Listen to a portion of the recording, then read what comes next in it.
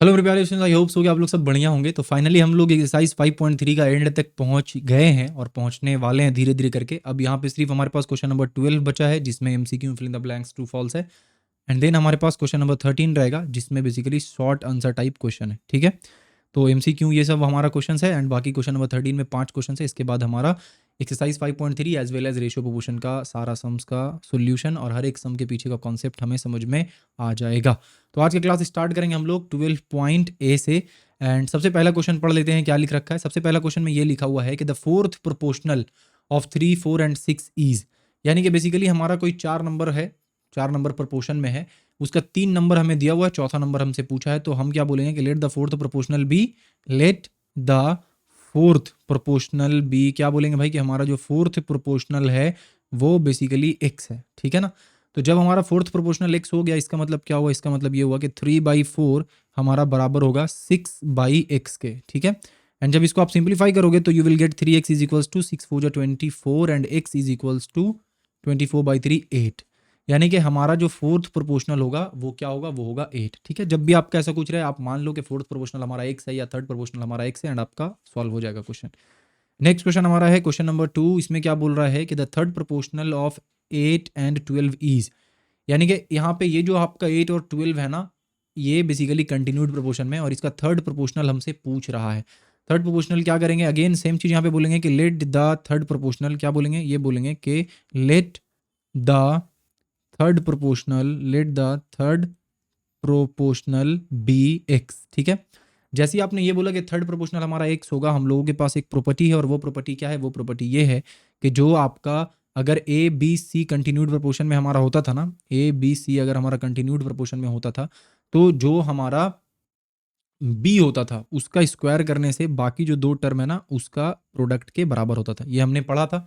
Similarly यहाँ पे ये हमारा पहला टर्म है, ये दूसरा टर्म है और तीसरा टर्म को हमने एक्स माना है, तो दूसरा टर्म का स्क्वायर यानी कि 12 का स्क्वायर करने से हमारा पहला टर्म और तीसरा टर्म का मल्टीपल के बराबर होगा। सिंपल सा फंडा, यानी कि एक्स इज इक्वल्स टू हमारा हो रहा है 144 डिवाइडेड बाई, 144 डिवाइडेड बाई कितना हो रहा है हमारा 8। ठीक है ना, इसको हम लोग सॉल्व करेंगे, सॉल्व करने से हमारे पास कितना आ रहा है, तो 1 8 जा 8 एंड बट गया 64, 8 8 जा 64, तो ये हमारे पास 18 आ रहा है। मतलब कि जो थर्ड प्रोपोर्शनल है इसका वो कितना होगा, वो होगा 18। ठीक है, चलो नेक्स्ट क्वेश्चन में बढ़ते हैं। नेक्स्ट क्वेश्चन हमारा है क्वेश्चन नंबर 3। इसमें बोला है कि the mean proportional of 16 and 25 is, मैं बोलूँगा कि मीन प्रोपोर्शनल जो हमारा यहाँ पे है वो क्या है, मीन प्रोपोर्शनल हमारा यहाँ पे है एक्स।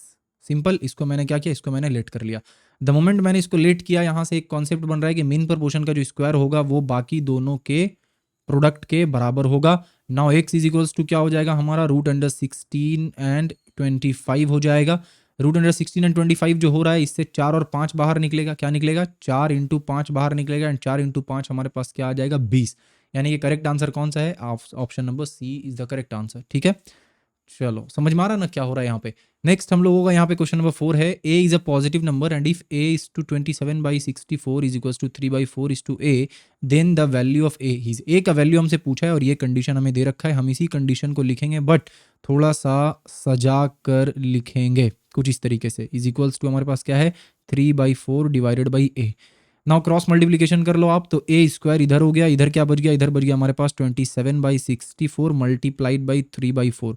ठीक है, इसको जब आप सिंप्लीफाई करोगे तो आपको क्या मिलेगा, 27 इंटू 3 जो होता है वो होता है आपका इतना, और 64 इंटू 4 हो जाएगा आपका 4 चौक 16, 6 चक 24 और 1 25। नाउ हमारा ए स्क्वायर का जो वैल्यू है वो 81/256 आया है। इसका मतलब ए इज इक्वल्स टू क्या हो जाएगा, A is equals to √81 divided by √256 and 81 256 क्या हो जाएगा, 9 9 या 81 और 256 का हमारा हो जाएगा 16, यानी कि ओवरऑल हमारा option C is the correct option. Now बढ़ते हैं नेक्स्ट क्वेश्चन पे। नेक्स्ट क्वेश्चन में ये बोल रहा है कि अगर if A 2a is equals to 3b is equals to 4c then a is to b is to c is, इसको करने के लिए ना हमें दो कॉम्बो बनाना है, यानी 2a is equals to 3b पहले एक साथ ले लो एंड देन इसको आप क्या कर लो, 3 को इसके नीचे लेकर आ जाओ और 2 के b के नीचे भेज दो। यहाँ हो गया एक चीज़। दूसरा चीज़ क्या करना है कि b और c को एक साथ ले लें एंड कुछ इस तरीके का कॉम्बो बनेगा। b के नीचे आ गया 4 एंड c के नीचे हमारा क्या हो गया, c के नीचे हमारा आ गया 3।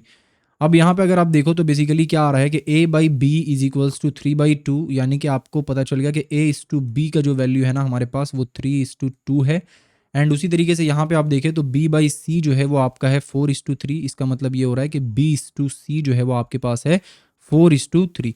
अब यहाँ पे जो B है ना वो आपके पास कितना है 2 है, यहाँ पे B जो है वो आपके पास 4 है। मुझे इस वाले B को भी क्या करना पड़ेगा 4 करना पड़ेगा, तब दोनों वाला B जब आपका बराबर हो जाएगा तब हम लोग क्या कर सकते हैं A/B/C का वैल्यू लिख सकते हैं। कैसे यहाँ पे होगा देखो, A/B को ऐसे ही रहने देते हैं एंड यहाँ पे जो हमारे पास 3:4 है ना, तो इसका मतलब क्या हो रहा है देखो, इसका मतलब ये हो रहा है कि A/B इज इक्वल्स टू 3/2। मैं क्या करना चाह रहा हूँ B को 4 करना चाह रहा हूँ, मैं दोनों के साथ 2 को मल्टीप्लाई कर दूं अगर, तो क्या हो जाएगा हमारा 6/4, यानी B हमारा 4 हो गया। अब यहाँ पे मैटर नहीं करता A हमारा क्या हो रहा है, इसका मतलब ये हो गया कि ये आपका 6:4 हो जाएगा। तो A/B हमारा 6:4 और B/C हमारा 4:3 है। इसका मतलब मैं लिख सकता हूँ कि A/B/C जो होगा हमारा वो क्या हो जाएगा, A होगा 6 और B हो जाएगा 4 और C हमारा हो जाएगा 3, यानी कि 6:4:3। यहाँ पे कौन सा 6:4:3 है, तो ऑप्शन डी हमारा करेक्ट ऑप्शन है। ना बढ़ते हैं नेक्स्ट क्वेश्चन पे। नेक्स्ट क्वेश्चन हमारा क्या है, नेक्स्ट क्वेश्चन हमारा है ट्रू और फॉल्स। अब ट्रू और फॉल्स में जो सबसे पहला क्वेश्चन है इसमें क्या लिख रखा है कि compound ratio of this and this is equals to 1:1। हमें कंपाउंड रेशियो बताना है। देखो ये इसका न्यूमरेटर है, ये इसका न्यूमरेटर है, ये इसका न्यूमरेटर है, तीनों को क्या करेंगे मल्टीप्लाई कर देंगे तो we will get AB into BC into CA, ठीक है ना, डिवाइडेड बाई तीनों के डिनोमिनेटर को मल्टीप्लाई करेंगे C square A square B square, तो हमें क्या मिलेगा A square B square and C square. Now नीचे आएंगे तो क्या दिख रहा है, ऊपर वाला हमें again A square B square C बन जा रहा है एंड नीचे भी हमारा पहले से ही दिया हुआ है A square B square C square. तो ओवरऑल जो हमारे पास रिजल्ट आ रहा है वो डिवाइडेड बाई कट जा रहा है दोनों ऊपर नीचे एंड ओवरऑल हमारे पास 1 आ रहा है। इसका मतलब ये जो चीज़ हमें दिया हुआ है ये क्या दिया हुआ है, ये चीज़ हमें ट्रू दिया हुआ है। करेक्ट। चलो नेक्स्ट क्वेश्चन क्या है हमारा, नेक्स्ट क्वेश्चन में ये बोला है कि ये तीनों जो है ना कंटिन्यूड प्रोपोर्शन में। अब कंटिन्यूड प्रोपोर्शन का प्रॉपर्टी मैंने आपको बताया कि मीन जो आपका टर्म होगा, मीन प्रोपोर्शन का स्क्वायर बाकी दो टर्म के प्रोडक्ट के बराबर होना चाहिए। तो मीन वाला हमारा क्या है, मीन वाला हमारा है एक्स स्क्वायर वाई स्क्वायर, तो इसका जो स्क्वायर होगा ये कितना आएगा, ये आएगा x⁴ y⁴। ना बचा हुआ जो दो चीज़ है उसका आप प्रोडक्ट करके देखो कि कितना आ रहा है, तो उसको जब आप प्रोडक्ट करोगे तो you will gate x⁴ and y⁴। इसका मतलब क्या हो गया कि ये वाला एंड ये वाला दोनों एक दूसरे के बराबर हो गया। दैट मीन्स कि यस ये कंटिन्यूड प्रोपोर्शन में है, यानी कि ये वाला चीज़ भी हमारा ट्रू है। ओके नौ बढ़ते हैं आपका 12 का लास्ट वाला जो हमारा सेक्शन है 12 में, वो क्या है, वो है फिल इन द ब्लैंक्स। तो फटाफट से पढ़ लेते हैं कि क्वेश्चन में हमें क्या दिया हुआ। क्वेश्चन में दिया हुआ कि if the product of 3 positive consecutive numbers is 64 then the mean proportional of first and third term is. तो 3 हमारा क्या है कंसेक्यूटिव पॉजिटिव नंबर्स है और उसका जो हमारा क्या आ रहा है, उसका जो हमारा मीन प्रोपोर्शनल आ रहा है, उसका जो हमारा प्रोडक्ट आ रहा है वो 64 आ रहा है। ठीक है, हमें क्या बताना है, हमें ये बताना है कि वो जो आपका मीन प्रोपोर्शनल होगा ना वो कितना होगा, ये मुझे बताना है, उसका वैल्यू एग्जैक्ट क्या होगा। तो यहाँ पे 3 पॉजिटिव कंसेक्यूटिव नंबर्स बोला है, तो मैं मान लेता हूँ कि वो तीनों का तीनों जो नंबर्स है ना वो क्या क्या होगा, एक हमारा A होगा, एक हमारा B होगा एंड एक हमारा C होगा। ये मैंने मान लिया कि ये तीनों पॉजिटिव कंसेक्यूटिव नंबर्स है, ठीक है ना। एंड यहाँ पे क्वेश्चन में क्या बोला है कि ABC यानी कि तीनों का जो प्रोडक्ट है, देखो क्या बोला है, प्रोडक्ट ऑफ 3 क्या है 64, तो ये तीनों का प्रोडक्ट हमारा क्या है 64 बोला गया है। अब ये बोल रहा है यहाँ पे क्वेश्चन में कि फर्स्ट और थर्ड का जो थर्ड टर्म है ना उसका मीन प्रोपोर्शनल क्या होगा। तो इसका मतलब क्या बोलना चाह रहा है, इसका मतलब ये बोलना चाह रहा है कि B स्क्वायर का वैल्यू हमें पूछा जा रहा है कि क्या होगा, ठीक है ना।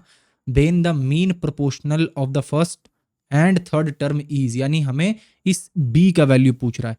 B का वैल्यू कैसे निकालेंगे, हमें यहाँ पे ये चीज़ दिया हुआ है, तीनों का प्रोडक्ट दिया हुआ है और हमें B का वैल्यू पूछ दिया है, कैसे निकालेंगे B का वैल्यू। तो B का वैल्यू निकालने के लिए हम लोगों को प्रॉपर्टी पता है कि अगर कंटिन्यूड प्रोपोर्शन में है, ठीक है ना, मीन प्रोपोर्शनल का मतलब ही हुआ कि वो कंटिन्यूड प्रोपोर्शन में है, इसका मतलब कि मीन प्रोपोर्शन का जो स्क्वायर होगा वो बाकी दोनों के प्रोडक्ट के बराबर होगा, बाकी दोनों टर्म का। अब यहाँ से मैं क्या करूँगा ना, यहाँ से मैं AC का वैल्यू निकालूंगा, ठीक है। तो अगर यहाँ पे मैं देखूँ कि हमारा जो, या फिर सिंपली आप ये एक काम कर सकते हो यहाँ पे कि देखो A इंटू सी क्या हो जाएगा, A इंटू सी हमारा 64 डिवाइडेड बाई क्या है, 64 डिवाइडेड बाई B आएगा, ठीक है ना। उसको यहाँ पे पुट कर दो, तो पुट करने से क्या हो जाएगा, B square is equals to A into C का वैल्यू हमने क्या निकाला, A इंटू सी का वैल्यू हमने निकाला 64 डिवाइडेड बाई B। तो इसका मतलब क्या निकल रहा है, इसका मतलब ये निकल रहा है कि जो हमारा B क्यूब है ना वो बेसिकली हमारे पास 64 आ रहा है एंड B का वैल्यू हमारे पास क्या हो जाएगा, B का वैल्यू 4 हो जाएगा। तो इसका मतलब ये इसका आंसर क्या होगा, इसका आंसर 4 होगा। ओके, आई होप कि आपको समझ आया हो। नेक्स्ट क्वेश्चन नंबर 2 में बोल रहा है कि if A is to 2 is equals to B is to 5 is equals to C is to 8 then 50% of A is equals to 20% of B is equals to कितना परसेंट ऑफ C। ये question कैसे solve करेंगे। इसको solve करने का एक तरीका है, मैं आपको यहाँ पे बताता हूँ, फटाक से आप उसको अच्छे से देखना कि कैसे उसको सॉल्व कर रहे हैं। सबसे पहले जो भी आपको दिया हुआ है ना वो लिख दें। तो दिया हुआ हमें कि a/2 बराबर है b/5 के एंड बराबर है आपका ये चीज़ c/8 के। आप सारे के सारे को क्या करें, सारे के सारे को आप 100 से मल्टीप्लाई कर दें, यानी कि सबको आप 100% से मल्टीप्लाई कर दें। तो ये आपका 100% हो गया इज इक्वल्स टू अगेन ये वाला b/5, इसको भी 100% से आप मल्टीप्लाई कर दें। एंड अगेन यहाँ पे जो हमारे पास है c/8, इसको भी आप 100% से मल्टीप्लाई कर दें। ठीक है ना। अब आपके पास क्या बचेगा, यहाँ पे आपके पास बच जाएगा 50% ऑफ a। ठीक है ना, यानी कि ये वाला जब आप काटोगे तो 100 और 2 कटेगा तो 50 बचेगा, यानी 50% ऑफ a जो है वो आपका क्या हो जाएगा, 50% ऑफ a जो है वो बराबर आएगा, यहाँ काटोगे तो 20% हो जाएगा, तो 20% ऑफ b। एंड जब आप 100/8 को काटोगे तो ये हो जाएगा आपका 25/2% ऑफ c। यानी कि आंसर यहाँ पे हमारा क्या होगा, यहाँ पे आंसर होगा 25/2। ठीक है, आई होप कि आपको समझ आया हो। जस्ट सबको 100% से सबको मल्टीप्लाई करना है यहाँ पे। नाउ आप क्या करेंगे, नेक्स्ट हमारा है क्वेश्चन नंबर 3। इसमें बोला है कि if mean proportional of this and this is x, यानी हमें मीन प्रोपोर्शन यहाँ पे ऑलरेडी दे रखा है कि इन दोनों का मीन प्रोपोर्शनल हमारा क्या है, x है। एंड पूछा क्या है, then find the value of x, हमें x का वैल्यू पूछा है। तो if mean proportional of this and this is x, इसका मतलब क्या हो गया, इसका मतलब ये होगा कि जो हमारा x² होगा वो किसके बराबर होगा, वो बराबर होगा x-2 एंड इंटू x-3 के बराबर होगा। ठीक है, now x² is equals to हमारा क्या हो गया, x² - 3x - 2x प्लस 3 2 जा 6। x² कट जाएगा, यहाँ पे आपका 3 प्लस में आ जाएगा, लेफ्ट हैंड साइड में आके 2 भी प्लस में आ जाएगा, तो प्लस 3x प्लस 2x कितना हो जाएगा, plus 5x। Plus 5x is equals to 6। इसका मतलब क्या हुआ कि x इज इक्वल्स टू हमारा 6/5 आ रहा है, यानी यहाँ पे क्या होगा, यहाँ पे हमारा 6/5 आएगा। सो आई होप कि आपको आज का क्लास समझ में आया हो। बहुत ही छोटा सा क्लास था, इसलिए मैं इसको छोटा सा ले रहा हूँ, बिकॉज नेक्स्ट क्लास में हम लोग इस चैप्टर को कंप्लीट करेंगे। एंड नेक्स्ट वाले क्लास में मैं क्वेश्चन नंबर 13 में जो 5 क्वेश्चन है ना, उस 5 क्वेश्चन को कंप्लीट करवाऊंगा एंड देन हमारा रेशियो प्रोपोर्शन पूरा कंप्लीट हो जाएगा। ठीक है, कोई भी आपका डाउट, कोई भी क्वेश्चन है, आप कमेंट सेक्शन में जाकर जरूर मुझे बताएं। एंड एक इंपॉर्टेंट चीज़ आप लोगों से पूछना चाह रहा हूँ कि अब नेक्स्ट चैप्टर कौन सा स्टार्ट करें। आप लोगों ने लास्ट जब हम लोग क्यूबॉइड खत्म कर रहे थे, देन मैंने आपसे पूछा था, आप में से सारे बच्चे ने जवाब दिया कि रेशियो प्रोपोर्शन स्टार्ट कीजिए भैया, तो रेशियो प्रोपोर्शन मैंने स्टार्ट किया था। नाउ अब जो मेरा क्वेश्चन आपसे है कि कौन सा चैप्टर आप लोग अभी फिलहाल पढ़ रहे हो और जिसका सबसे ज़्यादा ज़रूरत है, उसी चैप्टर को हम लोग स्टार्ट करेंगे। कमेंट सेक्शन में जाकर जितने लोग भी वीडियो देख रहे हैं पूरा भर दें कि इस वाले चैप्टर को स्टार्ट कीजिए, जिसमें ज़्यादा कमेंट रहेगा मैं उस चैप्टर को स्टार्ट करूँगा। ठीक है, चलो मिलते हैं नेक्स्ट वीडियो में। अभी एक और वीडियो हमारा रेशियो प्रोपोर्शन का होगा, तो मिलते हैं नेक्स्ट वीडियो में। तब तक के लिए अपना ढेर सारा ख्याल रखिए। Thank you.